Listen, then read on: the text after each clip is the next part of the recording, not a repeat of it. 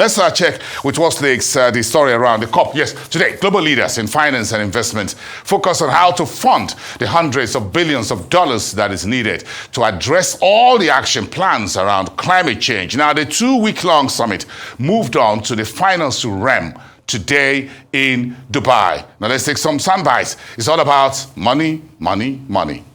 We have exceeded our target for the Resilience and Sustainability Trust. We are now over $41 billion, with the latest contribution from UAE as well included. We have delivered already in one short year 11 programs. 6 of these programs are in Africa. They're all done with speed. Average time about 3, maximum 4 months. How we were so successful to move fast?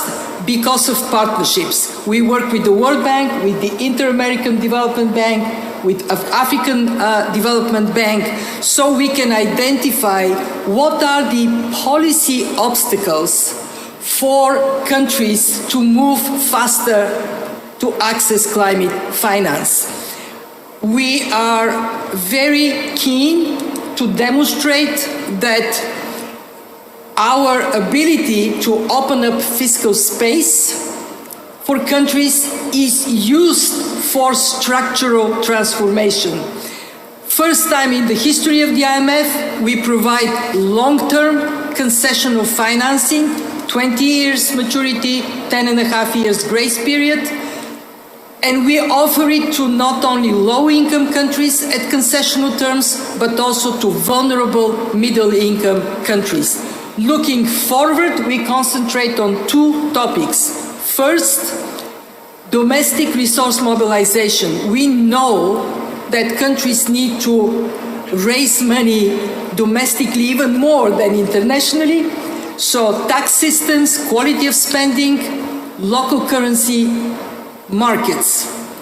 Second, on building more systemic policy work on the key policy obstacles for moving faster on the green transition. The use of harmful subsidies. Fossil fuel subsidies were 1.3 trillion last year. The use of good subsidies, investing in R&D and investing in what the public sector can do to help the private sector. I'll talk about some of the things that we're really focusing on as we are here. So on that particular issue, we launched what's called the African Adaptation Acceleration Program, which is a $25 billion initiative together with the Global Center on Adaptation. It is the largest climate adaptation program in the world. We as African Development Bank, we put together today 67% or 64% of all of our financing into climate adaptation. So that's the first thing I want to say on that. The second thing I want to say is we were just coming from a meeting now with Mia Motley and all that on the debt clauses, pausing the debt issue. We are also launching at this particular COP what's called the Africa Climate Risk Insurance Facility for Adaptation, which is a $1 billion facility to insure countries against catastrophic risk events.